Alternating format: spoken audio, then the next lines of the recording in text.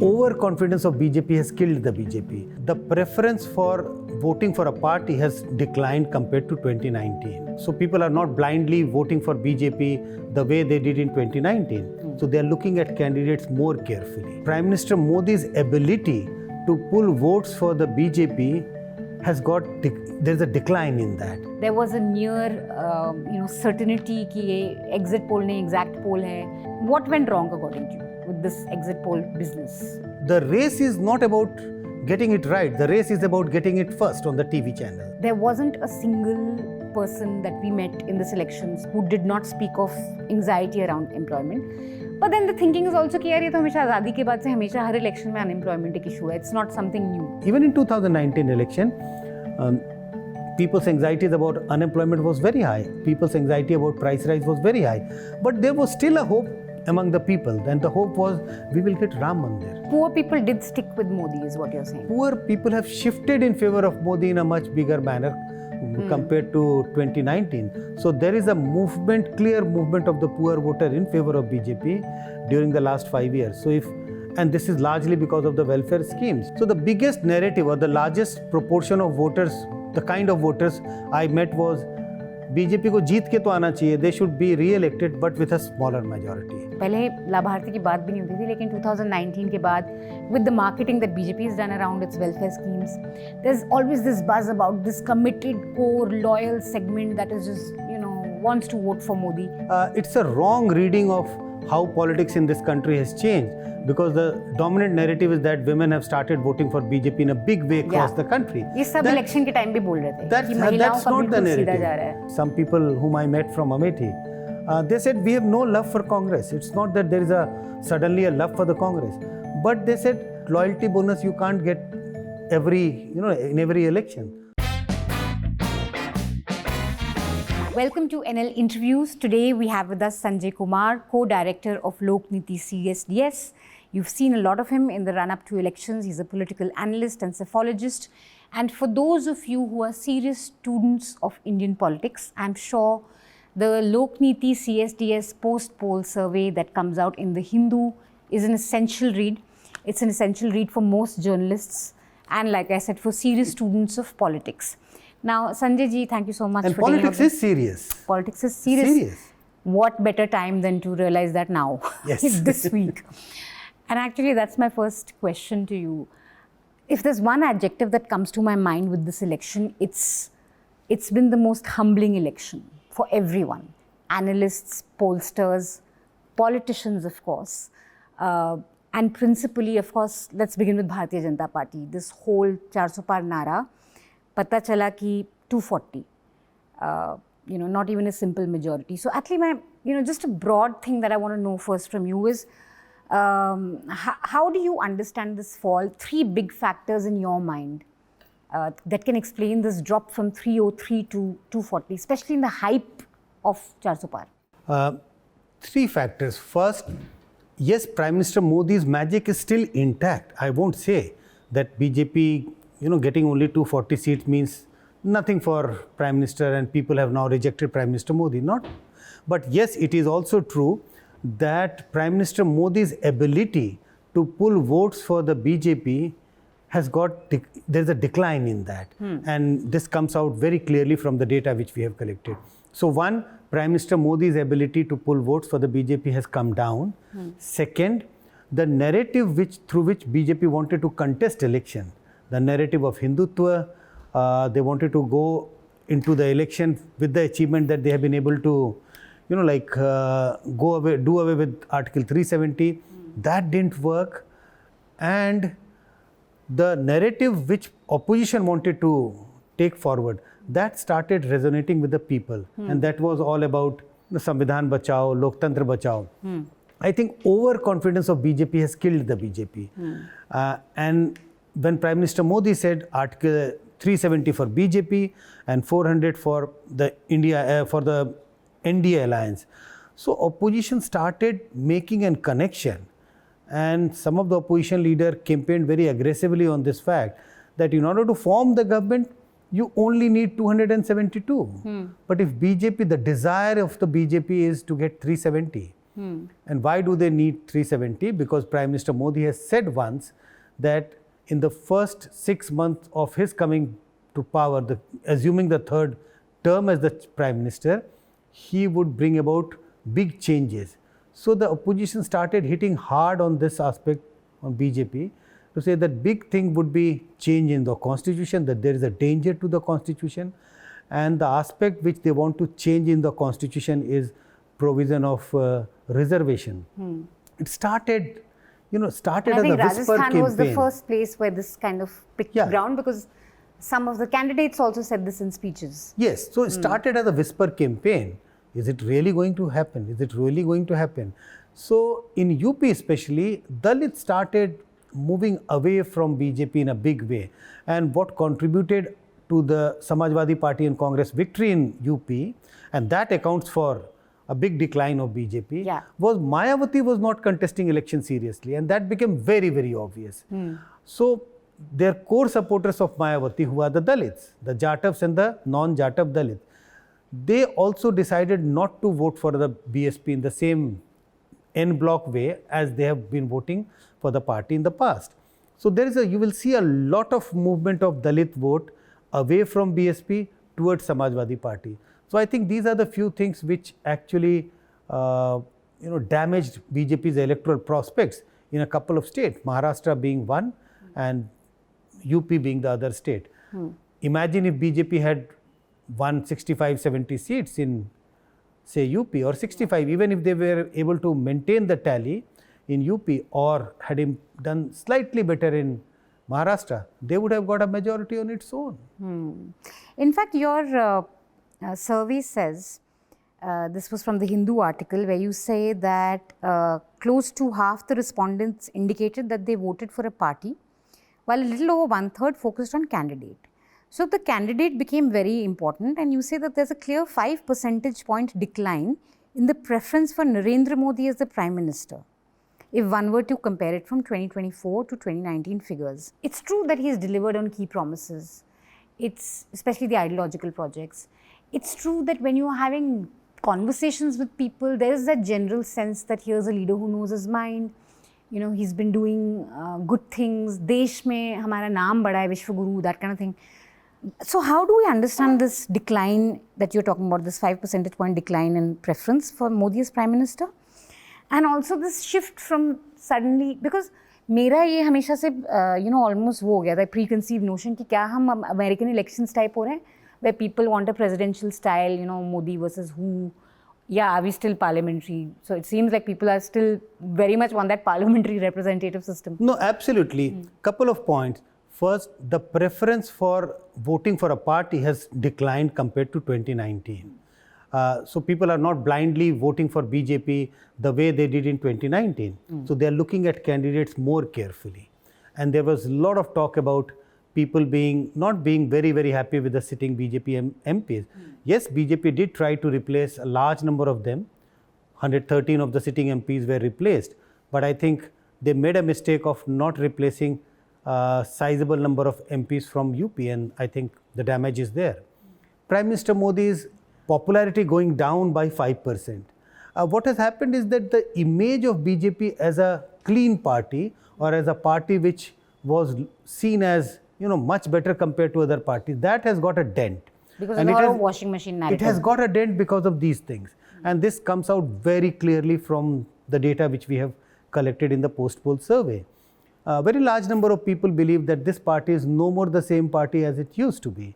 And many people also believe that this party is as corrupt as the other parties. So this, like taking into BJP's fold of anyone who want to come and join BJP. Yesterday, only 5 days ago, you were calling that person or leader as most corrupt, etc. But they have been accepted to the party with, very, very acceptable to the party. And then the party goes on to field him as a candidate. So overall, BJP's image has got dented. And large number of people also believe that these things are happening in BJP. And Prime Minister Modi is at the helm of affairs. Prime Minister Modi is in the know of all these things. Everything is happening with his nod, actually. Yes. And because his images. I think that may have contributed to the decline in Prime Minister Modi's popularity. And I cited the earlier data that, in previous election, the Prime Minister's abilities to pull votes for the BJP was much higher compared to what we see in 2024 now. Now, one big, so there are 2 or 3 themes that I want to touch on. One is welfare. 2019 onwards, we are really talking about welfare now. पहले लाभार्थी की बात भी नहीं होती थी, लेकिन 2019 के बाद, with the marketing that BJP has done around its welfare schemes, there's always this buzz about this committed, core, loyal segment that is just, wants to vote for Modi.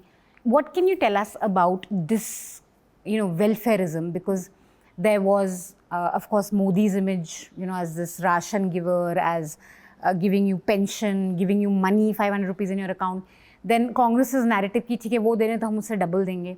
And I also wanted to contrast this with, say, just for us to understand the psychology and how much it impacts, because Jagan in Andhra Pradesh was also known to be kind of like Modi in the sense of delivering of last mile. There was a sense that women voters like him, but in one place people completely reject him, and there seems to be an indication that welfareism probably wasn't on the top of people's mind. Like how do we kind of understand that?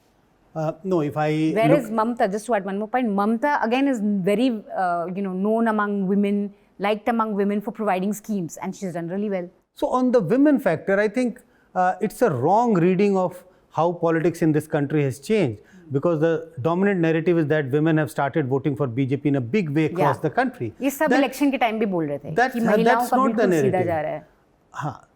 First thing, even in a state when you see BJP, women's vote shifted in favor of one party, it is not to the tune of Yadavs voting for a party in a big way or Muslims vote siding for a party. It's in the tune of 2 or 3%. But you see a lot of state-wise differences. If you look at West Bengal, women vote is tilted in favor of Mamata Banerjee, Trinamool Congress. If you go to Karnataka, it is tilted in favor of Congress. If you come to some other state. So yes, in some state you will find BJP women vote shifted in favor of BJP, but I would disagree with the statement or disagree with this whole notion which people have been trying to build, that nationally there is a women vote in favor of BJP much more in 2024 compared to what it used to be earlier.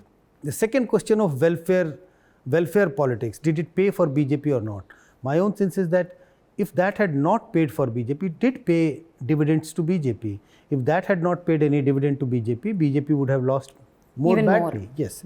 And why do I say that?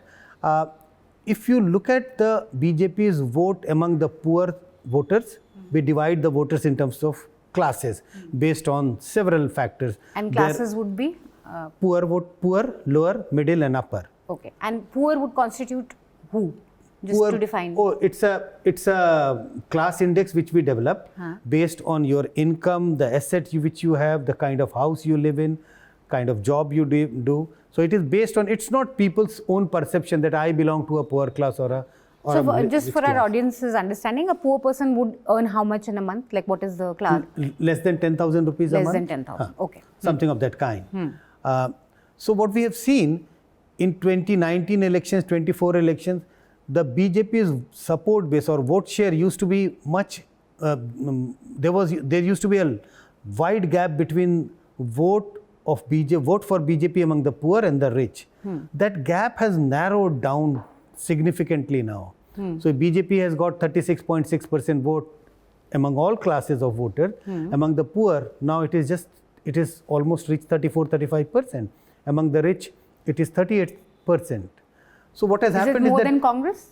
It is more than Congress, because Congress, there is a huge difference between the vote share of the Congress and BJP nationally, because Congress has 25.1% vote and BJP's vote share is roughly 15% higher compared to Congress vote share. So the poor people did stick with Modi is what you're saying? Poor people have shifted in favor of Modi in a much bigger manner compared to 2019. So there is a movement, clear movement of the poor voter in favor of BJP during the last 5 years. So and this is largely because of the welfare schemes. You mentioned about free ration to a very large number of people. So these are the people who have sided with BJP. They voted for Modi in a big way, much bigger way compared to what we saw in 2019.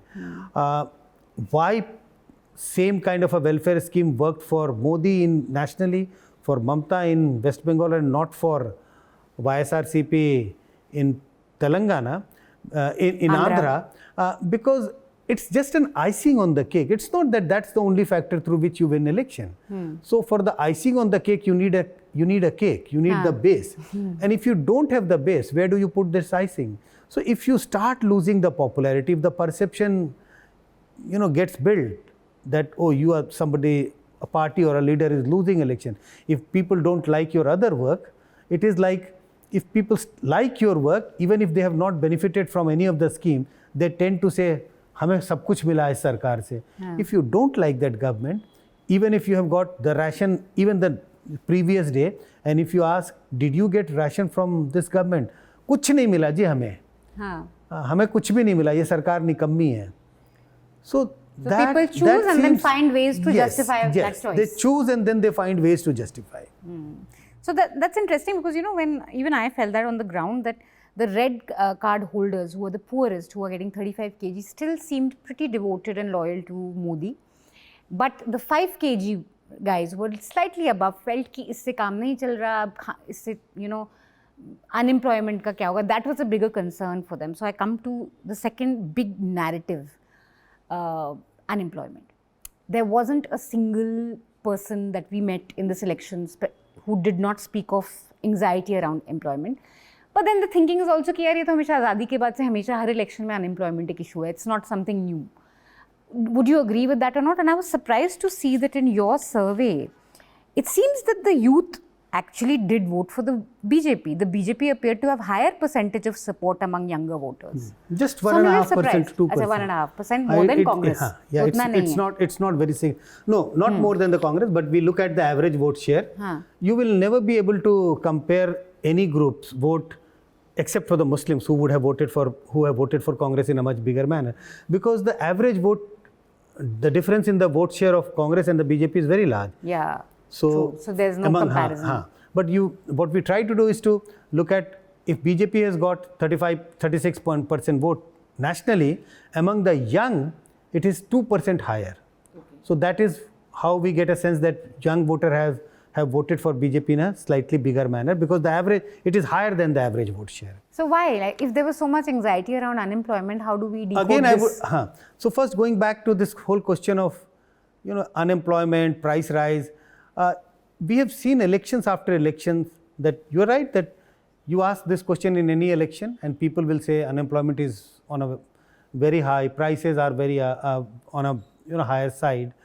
We saw that in UP assembly election, we felt similar views expressed by the people in say Assam and many other states. Even assembly election. But what happened is that BJP got re-elected in most of the states. Exactly. But there is a difference between those state assembly election and if I compare it from 2019, even in 2019 election, people's anxieties about unemployment was very high. People's anxiety about price rise was very high. But there was still a hope among the people, and the hope was we will get Ram Mandir. So there was a hope. So if you promise something, I would still keep looking forward to Manisha ji because I expect something to be delivered. Once you have got that, once I get the gift from Manisha, because you had promised me that you are going to give me a gift. So the BJP has promised that they are going to build the Ram temple. So Ram temple was there. Pran Pratishtha Karyakram took place on 22nd of January. Now people thought we have got our Ram Mandir. Article 370 has been abolished. So what happened is that these issues of unemployment and price rise, which was lying low on the ground, they started coming up. So they were more visible compared to, because now people were not talking about Ram Mandir. What do? We have got our Ram Mandir. That's so amazing what you're saying, and it's such a gross miscalculation now if you think in hindsight for the BJP, because the assumption that you will have perpetual loyalty for having delivered something that you've promised isn't true. Voters are like, ठीक है ये कर दिया, अब क्या करोगे? Absolutely a miscalculation or wrong judgment about how do you look at the voters. Yeah. It's not that, loyalty bonus you get it once. Once in 1 year, once in 5 years. But loyalty bonus you can't get in every election. So that's, you had promised that Ram Mandir will be there. Ram Mandir is there. People have already voted for, and people also look at this way. We had voted this government for Ram Mandir, so we have now got the Ram Mandir. So now the job is over. and they were voted for this job. So what else? Very, very fascinating. But this whole thing now, post-poll analysis maybe, this sweeping thing that, okay, Ayodhya, Faizabad में हार गए, या UP में ऐसे हार गए राम मंदिर inauguration के बाद, तो फैजाबाद में हारने का बहुत सिंपल रीजन है. If you look at the 5 assembly segments within that Faizabad Lok Sabha constituency, and if you look at the average vote share, the social composition of that constituency, Dalits are roughly 30 to 35%, and Muslims are roughly 20-22% in different constituencies, assembly segment. If you calculate the population of Dalits and the Muslims, it is roughly in the range of 45%. And that all consolidated for a Parsi candidate. Yeah, a massive consolidation of the two sections of voters in favor of the candidate. And you know what the result is? Would that consolidation have happened if the SP had fielded a Muslim? Do you think like them fielding a Parsi candidate, Avdesh? No. And the Nara was also na Mathura na Kashi, Ayodhya mein we don't Avdesh know. Parsi. It would be very difficult to say whether a Muslim candidate would have registered the same victory or a bigger victory, or Muslim candidate would have failed. Maybe a Muslim candidate may not have been the right strategy, because that might have resulted in polarization of Hindus against the Muslims. So I think it was a right move. Now we can always say it's a right move because the candidate finally got elected. So, but you would reject this analysis ki UP has rejected Hindutva. Is that a very sweeping thing to take from these elections? I think I would try and refrain from this sweeping statement, but I think we can say that the social justice plank trumped the Hindutva plank. That's for sure, because in large number of constituencies we see the consolidation of the Dalits, Muslims, Yadavs definitely, and also the non-Yadav OBC. And I think Akhilesh Yadav's strategy of giving tickets to non-Yadav OBC caste, large number of people belonging to that caste, that also worked. So social justice, the plank of social justice, and they kept campaigning on like census, caste census hona chahiye, there is a need to do caste census, there is a need to strengthen the hands of the OBCs, etc. So I think this resonated with the people much more on the ground compared to this whole idea of Hindutva. So it's strange because, you know, I always felt that these are very esoteric concepts. Caste census, I thought it's very, and often I would meet people who would say, "Hamare samajh se paar hai." You know, people from Parsi communities saying कि ये पता नहीं, हमें नहीं पता. तो मुझे लगा कि ये पता नहीं लोगों को समझ में आ भी रहा है या नहीं. फिर संविधान बचाना है also seem like it's such a vague concept. Like, do people really feel संविधान खतरे में है? The one strand that I did feel was very strong कि विपक्ष मजबूत होना चाहिए. ये हर कोई बोल रहा था, चाहे कुछ बोले ना बोले, कि हाँ मोदी ने अच्छा काम किया, लेकिन विपक्ष भी तो अच्छा होना चाहिए. तो इन तीनों सबसे बड़ा नैरेटिव था. Whenever I traveled and started discussing these issues with the people, so the biggest narrative or the largest proportion of voters, the kind of voters I met was BJP को जीत के तो आना चाहिए, they should be re-elected but with a smaller majority. So ये बहुत था कि विपक्ष तो मजबूत चाहिए, विपक्ष तो मजबूत चाहिए. This was one of the very dominant narrative, and the issues which you spoke about, I was one of those who used to think, यार ये संविधान बचाने का कोई चुनाव होता है, लोकतंत्र बचाने का कोई चुनाव है. What is caste census all about? But on the caste census, we kept asking this question in several elections, and we used to get a sense a very large number of people would say caste census होना चाहिए. But I used to say the Congress and opposition has failed to complete that cycle or that circle, because they used to think caste census hona chahiye, but what next? They failed to convince the people that if you have a caste census, how this is going to, how there is a possibility that this will change the fortunes, this can change your life. So that cycle was not getting completed. इससे apart from a bureaucratic exercise of गिनोइंग कितने लोग हैं. हाँ. So but I think जैसे जैसे चुनाव पहले phase से second, third, fourth, fifth phase में जाना शुरू हुआ, I think this issue of संविधान बचाओ, लोकतंत्र बचाओ started having a connect with the people, and as I mentioned earlier also, इसका connect वहाँ से शुरू हुआ कि why BJP is aiming for a big majority, because through a big majority they will be able to change constitution. And the one aspect which they want to change in the constitution, a very vital aspect, is about reservation. तो चीज़ों को I would say like एक जगह तबला, एक जगह harmonium और एक जगह सितार कुछ रखा था, बट वो जब उनको साथ किया, स्टार्टेड ऑर्केस्ट्रा हो. हाँ, वो एक ऑर्केस्ट्रा बना और लोगों को पसंद आने लगा और उसका नतीजा है कि BJP had to suffer such a big losses in UP. So there's so much, it's such an interesting thing that विपक्ष मजबूत होना चाहिए becomes such a strong narrative at a time when in the run up to elections. And this comes out very strongly in our survey also. हाँ, that tell us. It is important to have a strong opposition. ये majority of people that you were polling with said this कि हमें, which is so interesting because forget maybe the right wing media or media that supports the Modi government, but even those in opposition or in the left had kind of started making us believe that India doesn't have that democratic fiber, that people want authoritarians, people want strongmen, that maybe we're going to go Russia, we're going to go China's way, but this is a complete ulta of that narrative. No, I would still say that if we ask this question, and we have been asking this question in other surveys, what kind of a leader do you want? The desire for having a strong leader is still there. But strong leader doesn't mean that he should not be listening to others. So you need a strong leader, but still you can have a strong leader in the parliament, in the ruling government, but you can also have a strong leader along with a strong opposition. So the desire is, it's like both moving on the parallel lines. Yes, we need a strong leader to take country to the path of progress, but we also need a strong opposition or a sizable opposition. So both narratives are traveling on the parallel lines. Do you find something special about UP? Because suddenly a lot of people have discovered a love for UP. But, Indira Gandhi को बिल्कुल ही गिरा दिया emergency के बाद. मोदी के wings clip अगर हम कोई कहे तो सबसे ज़्यादा यूपी का योगदान है इसमें. Is there something special happening in that belt when it comes to this sense that we want to be heard, we don't want someone who thinks that they know best, or is that just again we are just falling for this convenient? No, I think it's the most important thing is the social coalition. They were able to build, because in 2019 when BSP and SP formed an alliance, everybody thought that this is the best social coalition which can be built against the BJP. That could have worked much better if there was no Balakot air strike. So Balakot air strike actually diminished the impact of, or whatever impact Samajwadi Party BSP alliance could have made in UP. So, but the key factor is the social coalition, and also like anecdotal from different constituencies, one or two constituencies. I think, at least I can tell you about Amethi, some people whom I met from Amethi. They said, we have no love for Congress. It's not that there is suddenly a love for the Congress.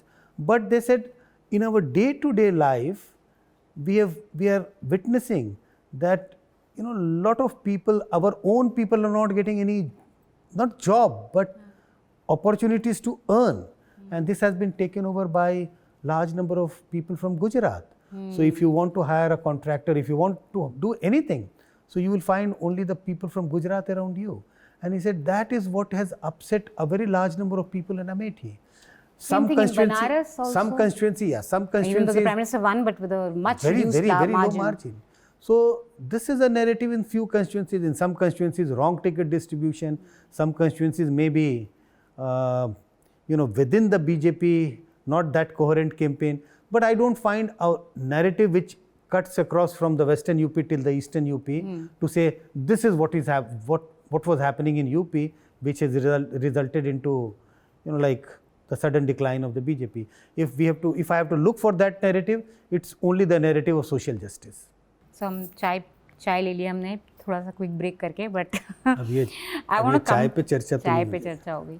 But I really want to come back to this fascinating aspect of what you're touching on, because I think this is what makes post-poll studies or understanding voters so interesting, that it's never one thing and there are so many. ये भी हम नहीं बोल सकते कि emotional issues ज़रूरी नहीं है, ये भी नहीं बोल सकते कि day-to-day चीज़ें ज़रूरी नहीं है. And there are few people in the media and the media house like you and Newslaundry who is paying so much attention to the post-poll findings. Thank you for that. Thanks. Yeah. In fact, we paid no attention to exit polls. We are only paying attention to post polls, and I'll come to that also. But one last question on the big narrative this election, and then I want to talk about the voter, this fascinating, emotional, practical, transactional, behavior that a voter can have. This rural distress thing is also very big, and now post facto we are saying, up to India Inc. is also saying that rural distress is a thing, even though India was rising just 1 week before. But I was just wondering that, this is a pan-India thing. It's not like Odisha में rural distress नहीं है. It's not like Bihar में नहीं है. UP में ज़्यादा है. Rural distress, unemployment, price rise are themes across India.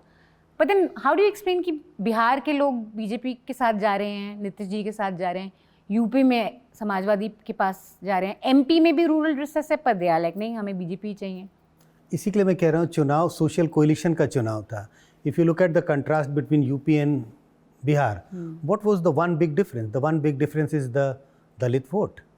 If you look at a movement of Dalit vote in UP, it's moving away from BJP, moving away from BSP and going to Samajwadi Party and the Congress alliance. That's not the case in Bihar because the Dalit party, the two Dalit parties in Bihar, the Ramvilas Paswan's party and Jitan Ram Manjhi's party, they both were allies of the BJP. So there is very little movement of the Dalit vote in favor of India alliance, in favor of RJD and Congress in Bihar, and that has made a whole lot of difference. Also the pattern of ticket distribution, I think Samajwadi Party did extremely well with regard to pattern of ticket distribution compared to Tejasvi Yadav. We heard so many stories of people or candidates being unhappy with the pattern of ticket distribution. Look at Pappu Yadav. He was denied ticket and he contested as an independent. So these are some examples to suggest why you would find, at least I find it very difficult to figure out one big narrative to explain the election verdict. And I picked up this example of UP and Bihar. There is another, you can keep picking such examples. Odisha and Bengal. Yeah. In one Again, state, in one state BJP succeeds so much, and in another state BJP fails. So identity still remains very important. Absolutely, it remains important, and in this election it was far more important compared to 2019 election. In 2019 it was more about nationalism, it was more about national pride, national security, Modi being the Prime Minister. In this election it was more about social coalition, social justice. And that can easily flip. Tomorrow if there's a situation where there are internal disturbances or where there are trouble at the border or anything, you may suddenly have all these things invert and people feel ki nahi, we need, No, it would be incorrect to assume that BJP has lost elections badly, even in terms of seats. Yes, they have lost 63 seats, but look at the vote percentage, just 1% decline compared to the past election. And that they've been in power for 10 years. So 10 Yes. years ke baad 1% decline. Yes. I think hum bhi unko judge kar rahe hain with their own marketing.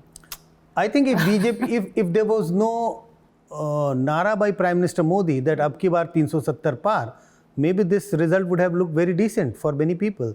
Since he had already set a target for BJP that 370, so people are looking at it as a big defeat for BJP. Yes, BJP's seats have gone down, but can we really say that BJP got defeated badly? I don't think I am ready to accept, or I am ready to say that BJP got defeated badly. Yes, BJP's seats have come down. Look at the gap between number 1 and number 2 party, 140. Yeah. It's not a small gap, more than the double. And this brings me to exit polls, because I think one of the reasons also why, there are many reasons why we're looking at this as a shock for BJP, because their own narrative and everything that in the run-up to the election seemed in favor of BJP, including, agencies or the media. So then it seems like such an insurmountable force was, at least humbled, if not defeated. But exit polls. Now, this was just a fascinating election where I think apart from Dainik Bhaskar, who was kind of close to BJP ka numbers, lekin Congress ka wo unka bhi theek nahi tha, they got it massively wrong. And there was a lot of smugness, at least before elections, before the results, that we are absolutely right. There was a near, certainty ki ye exit poll nahi, exact poll hai. Reporters who'd been on the ground had started completely, editors who, they have reporters in their own organizations who've gone out and recorded discontent about unemployment, whatever, were suddenly setting all that aside and going in this exit poll wala, 400 par wala, sentiment. Just what went wrong according to you with this exit poll business? Very difficult for me to explain this because I have not seen the methodologies of all the exit poll. It is like a patient, you are a doctor, a patient goes for his or her treatment to you. And I am also a doctor and somebody is asking me, So what is the problem with that patient? I haven't seen that patient. How do I tell you what is the problem with the patient?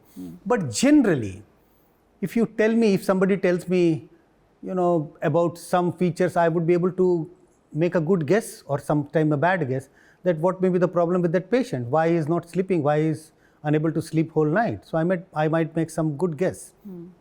So some good guess about why exit polls have failed so miserably. One, most of the exit polls are in a hurry to, the race is not about getting it right. The race is about getting it first on the TV channel. So the last day of poll is on the 1st of June, and you come out with the numbers by 6:30, 7:30 on the 1st of June. In fact, वो खत्म भी नहीं हुआ होता है. By the time in many constituencies, the voting is also taking place, and I'm sure all those people who have put out the number on the 1st of June at 6:30, 7 o'clock, 7:30 would have winded up their data collection exercise by this time, 2 o'clock, 3 o'clock. If you look at BJP's performance in the 7 phases of poll, and this is the Election Commission data, this is not an exit poll. Look at the performance of BJP in the last 57 constituencies which went to poll in the 7th phase. Miserable performance. Yeah, BJP has got only 20% vote in those 57 constituencies which went to poll in the last phase. So maybe अगर एक दिन wait करके second को आता तो थोड़ा. And if you look at BJP's overall vote share, it's 37%. It is also true that the last phase of poll, the constituencies which went to polls on the last phase, was slightly weaker for BJP. And when I say slightly weaker, I am comparing it with the performance of BJP in 2019 election in those 57 constituencies, but not as weak as the poor performance of BJP in the last phase. So I am not saying कि अगर वो रुके होते तो सब exit poll सही हो जाते, वो भी नहीं होता, but maybe some correction would have taken place. So from 40% vote, suppose if somebody had said 38, it would have looked much better. So that's one, I think. And second, exit polls as a science, exit poll or you say pre-poll or a survey as a method is only equipped for giving you the direction. It is not equipped for giving you each and every details. It's not a CT scan. You cannot do a CT scan through an exit poll of each and every candidate. That's a mistake many people who do exit polls are doing. They're trying to present the exit poll result as if this is the result. And as you know, one of the channels keeps saying, this is not an exit poll, this is an exact poll. How can an exit poll be an exact poll? So also, like we are now analyzing BJP's good performance, decent performance as a defeat for BJP, because the pitch was raised very high. by the BJP. Same is the case by a lot of exit polls, because the pitch is like, oh, this is the poll now. You don't even need to count the votes. It should not be presented that. So don't breach the mandate of the science or the technique. The mandate is, it gives you the direction. It gives you the direction. Analysis. Yeah, it gives you the direction that this is the way in which elections have moved. BJP is likely to get 40% votes. Okay, they got 37% vote, which should be looked okay in terms of vote percentages. But if you convert those vote share into seats, and that is what has happened, you may look very horribly wrong. So that's what the question is. Should the seat projection end? Because you can just give the vote share or you can give the sentiment. Why are we getting into this whole thing of it's all about market. 360 hai ya 80 hai ya 400 hai? It's all about market forces. As you know that CSDS also does post-poll survey. We give our estimates about vote share, but we don't try and convert it into seats. But if we don't try and convert the vote share into seats, nobody is willing to support us financially. The day we start thinking that we are going to convert the vote share into seats and give it to a media house, a television channel, we would be able to generate a lot of financial resources to support our surveys. So it's market driven. If you don't come out, if you don't give the television channel or the newspaper the number of seats, they won't be willing to give you money. So I think this is the... We're glad we have a CSDS, and we're glad we have the Hindu, which is publishing this in such detail so that we can actually look back, see what the trends are saying. No, the Lokniti-CSDS team is thankful to Hindu as well, because we have a long partnership with Hindu. We started in 2004 Lok Sabha election, And again, remember, that was also a very historic election. Yeah. That is the election when BJP lost that election. And we have continued our long-standing partnership with Hindu, and they give us so much of space to publish. And they do support, even small support for conducting these post-poll survey. But CSDS vote share also was 40 for BJP, plus minus 3. So let me give you the exact vote, our estimate. We estimated 23% for Congress, and Congress has got 21.5% vote. We estimated for Congress Alliance 12%, they have got 12.7. We estimated 40% for BJP, BJP has got 36.6. And for BJP allies, we estimated 6%, they have got 6.3 or 4. So BJP we have also calculated the margin of error, which is 2.8%. So it is well within the margin of error, but yes, we would have been happy if we had under slightly given or estimated slightly lower estimates for the BJP. The estimate would have looked much better in a sense. But that's our estimate. But also remember, we operate with a very small sample. Our sample size is 19,622. But do you also know that what is the sample size of other exit polls? In several lakhs. 5 lakhs, 6 lakhs, 7 lakhs, 2 lakhs. I am not saying that if we had taken 2 lakh sample or 3 lakh sample, we would have been absolutely on dot. But yes, sometimes slightly bigger sample would have helped. At least building our own confidence. But we operate with very small samples, but very carefully randomly selected. Do you also feel this election, one of the things that tricked pollsters was the fact that people weren't really telling the truth about who they're voting? Because I felt that a lot, that people were judging you first. पहले उनको लगा कि अच्छा ये सुनना चाहती है कि विकास हो रहा है, तो दिल से हाँ विकास हो रहा है, हम तो मोदी जी के साथ ही जाएंगे. Then if you start थोड़ा सा asking them, but isn't this an issue, isn't that an issue, they realize you're open to the idea. No, you're right. They suddenly flip and say नहीं हम साइकिल को देंगे. Because in the survey we ask a very direct question, which party you are likely to vote for. We don't ask this in open. We actually try and maintain the secrecy of the respondent. It's on the app, so we hand over the phone to the respondent to mark whichever party they have voted for. We don't know which party he or she has voted for, but when we were doing the tabulation, in many states you get a very sizable number of no opinion.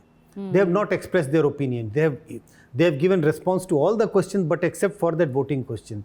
That's one big data that the proportion of no response has gone up slightly higher in many states. Why do you think that is? That people don't want to... Maybe because people were also a little uncertain, maybe whom to vote. While we have done the post poll, this is only after people have already voted, but people maybe a little suspicious, don't want to reveal. Also, anecdotally, when we were traveling to different places, so some people would say, आपको 4 जून को पता चल जाएगा. When you ask this question, तो किसको vote करेंगे? This is not formal survey taking place, but in a casual conversation. 4 जून को पता चल जाएगा, आप देख लीजिएगा उस दिन. So also this sense that they were a little more hesitant expressing their political views, expressing their voting preferences in 2014 compared to what it used to be earlier. Do you have any understanding on why that may be? Maybe some people also felt that this is a tighter election. It's not one wave that, like it's Modi, Modi, Modi, Modi all the way. If that's the case, then people are free to say, I'm voting for Modi.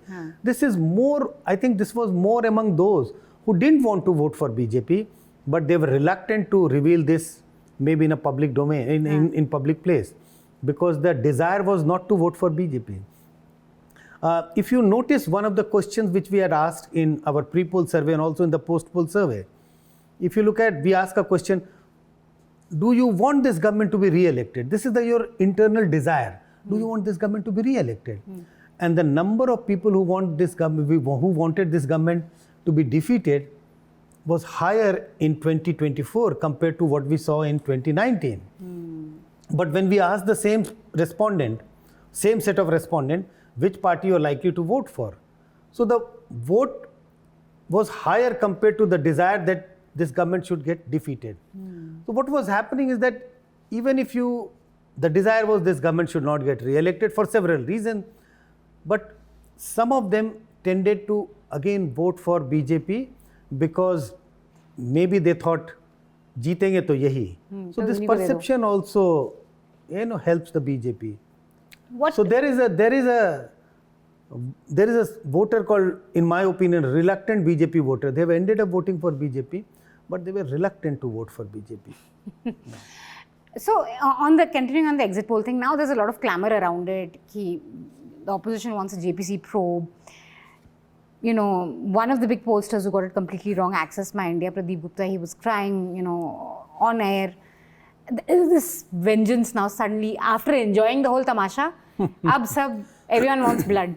So, do you think exit polls should be banned? Should we just stop talking about it? Do you think there should be some repercussions? Because apparently now the thing is that it changed the market. People may have lost money. There's now questions about, was it a manipulation? What do you think? I have no idea whether there was a manipulation or not. But yes, we all know that exit poll estimates got horribly wrong. I'm not in favor of banning the exit poll totally. That doesn't serve the purpose. But I am completely in favor of laying down guidelines for such polls. There has to be some guidelines. At the moment, there is no guidelines. There is no rule. You can say whatever you want. You can actually do your pre-poll for 2029 right away. And you can say in 2029, X party is going to win how many seats without doing anything. No guidelines, no restrictions, nothing. So I am all for laying down strict guidelines for the polls. If you do a poll, what all you need to follow. If you release a poll, whether it is an exit poll or a pre-poll survey, what are the mandatory things you have to put out in public domain? That will make it more, that will make exit poll and pre-poll exercise a more meaningful rather than just throwing out a number. So this throwing out a number should absolutely be, I'm not saying banned, but make it mandatory. You have to put out these details, and the data should be open for any scrutiny if you want. Yeah, because we're not even sure if many of these pollsters actually went and talked. Yeah. It could have just been a telephonic thing, which can be horribly wrong. I mean, who has the time to even carefully answer questions if it's telephonic? Absolutely. There could be several issues. Telephonic, yes, a large number of them are collecting data over telephone. We don't know whether everybody is really collecting the data or not. Who knows? And sampling kya ho raha hai? Lots of issues about that. So coming back to the Lokniti poll, I just want you to tell our audience things that surprised you this time. Any data points that struck out to you? I think in our post-poll survey, we don't only ask the voting question and the popularity question, we ask a lot of questions. And some of the questions which was striking to me, it's all about how do Indians see about minority-majority question. And it was a pleasant surprise to me, and I felt very happy looking at the responses of the people on question like the government should treat the minorities the same way it treats the majority. And a very large support for that. 70% of the people believe that minorities should have the same status in the society. They should have the same say in living in this country like a majority have. So this whole minority Muslim, Hindu Muslim thing is unnecessarily being played out by the political parties, and mostly at the time of elections. And I think they know that if you play it out at the time of election, it can pay you some electoral dividend. But in the day-to-day life, Indians are not like that. We are not, ready to attack each other. Coexistence, living together is what is coming out very strongly from the survey. So very pleasant surprise, and I was very happy, and I have been citing this, this findings to many people. I have been telling people that, look, this is what India is all about. BJP, inducting a lot of people, tainted background, and I used to say this will not be seen as good by the people of this country, and it comes out very clearly from the data that they don't like this aspect of BJP. So I think people watch very, very carefully what political parties are doing, and they express their opinion whenever they see a moment for expressing their opinion, which we have collected in our post-poll data. And the heartening thing to know is they constantly want their politicians to be on toes. You can't just do something, expect loyalty forever. You're constantly going to be judged and evaluated, which I think is a great thing this election has thrown up. Absolutely. If politicians had to go through your poll, what is the one thing they should learn? BJP and opposition. What lessons can they draw from what the voters have said this time? I think first there is a limit to if you want to use religion as a tool to mobilize the voter. So there is a limit. There is no one tool which can guarantee you success. You have to work. You have to deliver to the people, and only promises does not help. So a lot of things, I think there are things for the politicians to learn. But I think at this moment, these are the few things which comes to my mind. That earlier we talked about social coalition. It worked this time, but if you don't deliver in the next 5 years, this may not work. So there is no fixed, what we call, formula of winning election. There is no fixed formula. This is not like building if you want to construct a building, you have a design on the piece of the paper, and if you follow that design, you will be able to construct the exact same building. So there is no template of winning election. The template has to keep shifting. Sometimes you have to work harder for the people, so that there is no fixed template. Yes, in 2024 elections, the template of social justice has worked, but did it work in 2019? So there is no guarantee that this template is going to work for the opposition in 2029, or even in the state assembly elections, which are due in few months' time. Elections are due for Maharashtra, Delhi, Haryana, Jharkhand. So there is no fixed template. You have to understand the mind of the voter. You have to fulfill the aspirations of the voter. And this is for all political parties, whether it's Congress, BJP, or regional parties. Yeah, great. That's what keeps elections so interesting, and that's what keeps the studying of voter and voter patterns so interesting. We're very glad we have someone like CSDS that's invested in this. I urge all our readers, definitely pick up the Hindu editions, even if you haven't missed the last two days of catching up on what the polls are throwing up. I think you should go back and definitely check it out. It's worth giving some time to, because now that the dust has settled, all the shor sharaba is gone, we can actually just calmly see ki kya hua. And this is one endeavor that will help you do that. Thank you so much for staying with us. Thank you, Sanjay ji. Thank you.